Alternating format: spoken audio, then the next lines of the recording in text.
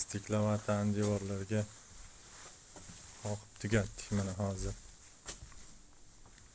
Hamma xonalarda devorlariga o'tiblit bo'lsin deb stiklavat qoqdik.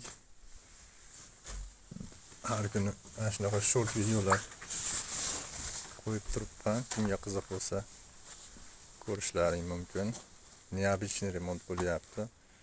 Devorlar laminat bo'ladi, eshiklar skrit eshik bo'ladi, 108 MDF eshiklar bo'ladi. Bu taraf kuxnya mana. Kuxni mebelni ham o'zim qilib beraman. Xonalarda har bittasiga bir tarafi poldan patologgacha garderob bo'ladi. Bunisi mehmonxona. Bekki akfi eshik zakaz qildikgacha. Derazalarni MDFdan yasayman, boshqa yangilab qo'yamiz deb qolsa. Elektrik montajlarini ham qo'ldan kelgancha o'zimiz qilyapmiz. Отопление santexnikasini ham 11 radiator qo'yilyapti.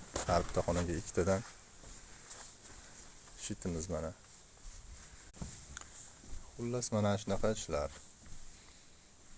Endi mana hozir reyka qadashni boshlaymiz. Stiklavat ustidan reykalarni qadab, ustidan keyin laminat qadab, eshiklarga zakaz berdik.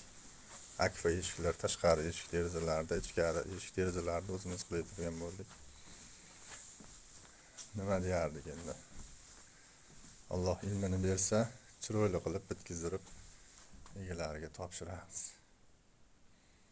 Duolarni olamiz, nasib bo'lsa, Alloh xolasa. Kunda bitta ikkita shunaqa qisqa videolar qo'yib turibman.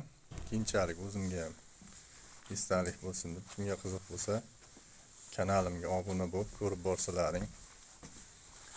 Biz faqat shunaqa qurilish ishlari noldan bitkizdirish, endi bitta remontini boshladik. Noldan qurib bitkizib ko'tarib patikulik ishlarni qiziqaman men o'zim, shunday ishlar qilamiz endi. Bundan bag'iga. Ob-havolar zo'r. Behalar gullayotibdi. To'ziyotganiga e'tibor bermaysizlar.